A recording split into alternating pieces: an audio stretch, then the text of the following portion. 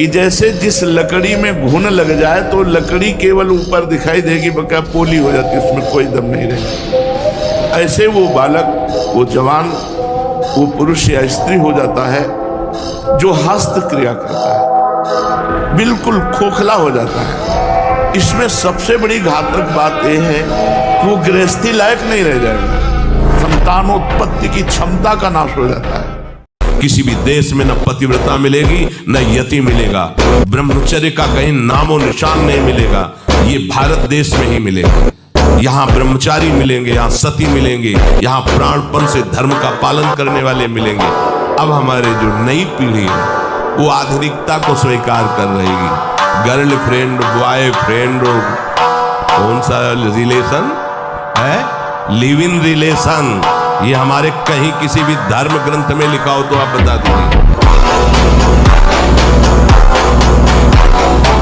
आजकल बहुत बड़ा खतरनाक चल गया है स्मार्ट मोबाइल, इंटरनेट। उसमें क्या है कि बहुत से बच्चे विषयाकर्षण के कारण गंदी फिल्में, जिनमें हमारा शास्त्र आदेश करता है किसी भी पक्षी को भोग करते न देखे, भागवत अन्य शास्त्र भी आदेश करते कोई भी जीव यदि भोग कर रहा हो तो हम ना देखें, और हम मनुष्यों का भोग देखें उसमें, और हम सोचे कि हमारा आप कोई क्रिया ना करो, केवल गंदे वो भोग संबंधी चित्र देख लो तो आपके मन में जो संस्कार बन रहे हैं, जो कामोत्तेजक भाव बन रहे हैं, वो आपको ब्रह्मचर्य नहीं रहने देंगे। सोते जागते उठते बैठते आपका वीर स्खलित हो जाएगा। अगर बादाम ज्यादा खाओगे तो लीवर खराब हो जाएगा। देखो कुछ दिन बाद देख लेना, ये जो लोग कहते हैं ना कि अरे बाबा लोग सब कहते हैं, देख लेना तुम्हारे पुरखा पानी पा जाएंगे।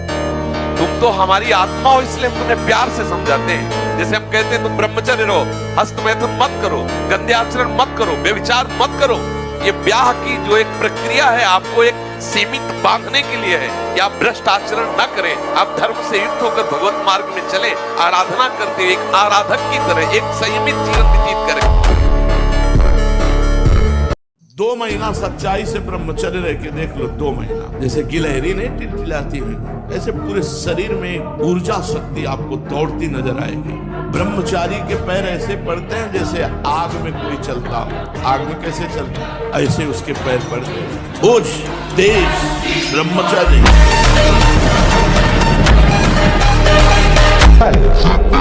इस समय तो बिजली जैसा पावर शरीर, 18-20 की अवस्था में मतलब समझते तो उद्दंडता की मूर्ति, मतलब हर समय एक शरीर में दिव्य तेज, दिव्य कांति, दिव्य उत्साह।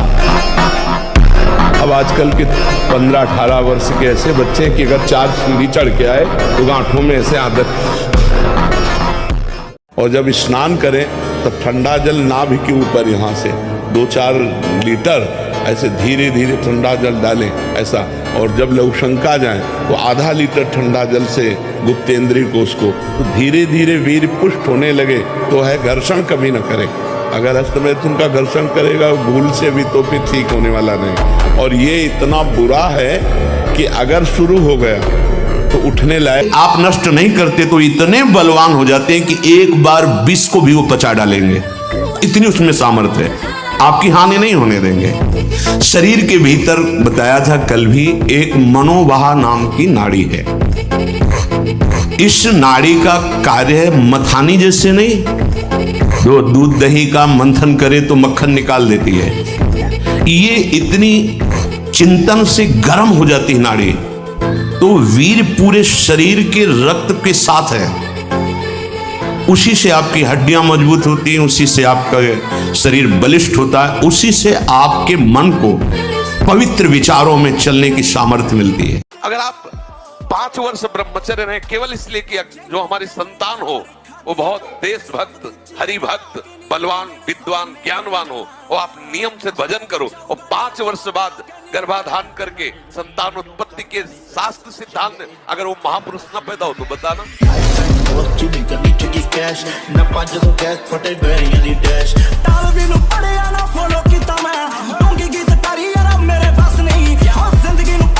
हम सबसे कहते हैं कि बाहरी चीजों से शरीर को फुलाना या बढ़ाना ये कोई पहलवानी नहीं है। ब्रह्मचर्य से रहो, नमक रोटी खाओ, और हम तुमने देखा है अयोध्या के शंकर बाबा ऊपर चद्दर ऐसे उड़े हुए थे। उस समय 50,000 रुपया बाबा के ऊपर इनाम लगा। 4-5 चढ़ गए, हाथ मिलाने बाबा ऐसे हाथ पकड़ के ऐसे मारते, 3-4 खोपड़ी वाले से चले जाते। 4-5 बोले अयोध्या का सिंह है, एक हाथ चला ऐसे बजरंग बाल मारा ऐसे तो फट गया अखाड़ा, एक छलांग में ऊपर हनुमान जी की तरफ। तो ऐसे किया, कोई नहीं था ब्रह्मचारी के आगे।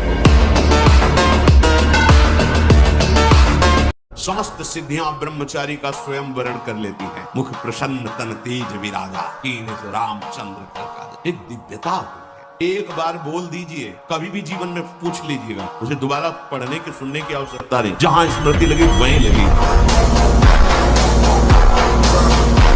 ब्रह्मचर्य का एक बहुत बड़ा प्रताप होता है। तो एकदम हर नस नाड़ी में एक अव्यक्त तेज रहता है, अव्यक्त उत्साह रहता है, ओज रहता है। कोई भी कार्य, जैसे कि परिक्रमा चला जाए, हाँ ये थोड़ी आगे हम किडनी फेलियर है, पर हमारा उत्साह इतना जोर कर रहता है कि किसी कार्य में निगेटिव सोच है ही नहीं, पॉजिटिव तो हम आनंदित रहते। अब जैसे ये तो फेल हो गया तो हम पॉजिटिव हो गए, भगवान कोई न कोई रास्ता तो रखे होंगे ना।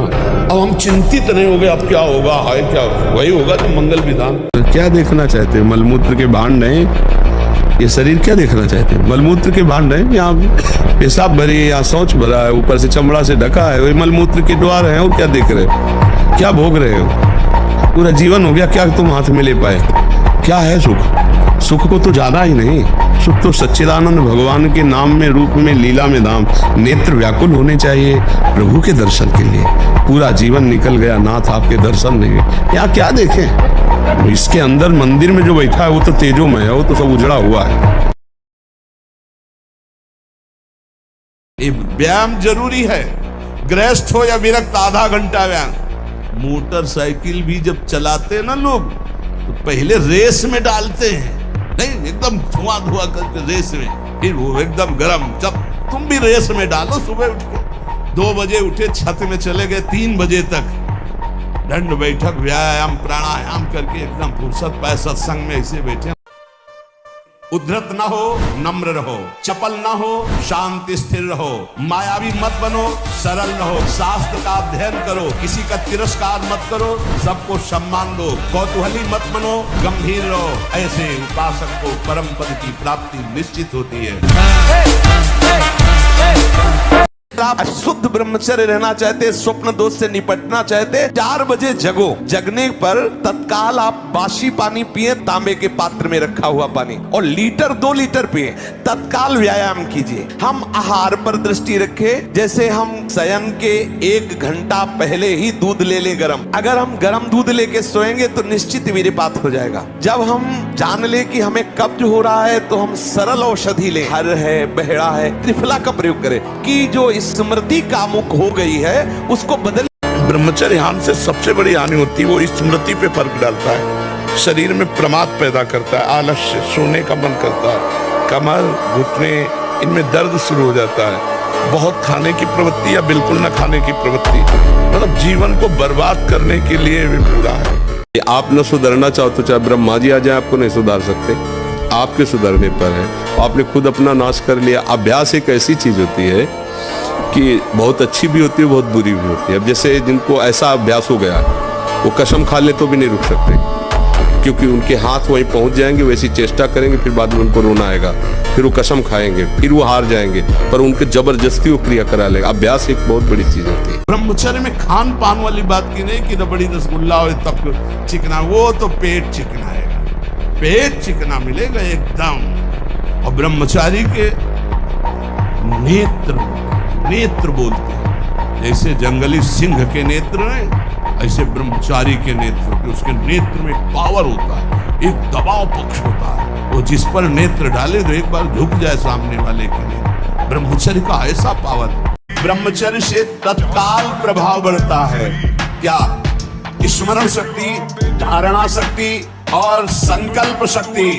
इतने बजे जगना है, इतना करना है, ऐसे चलना है, सब होगा। अगर आपको भगवत स्मृति में डूबना है तो आपको ब्रह्मचर्य का पोषण करना पड़ेगा, चाहे जो हो।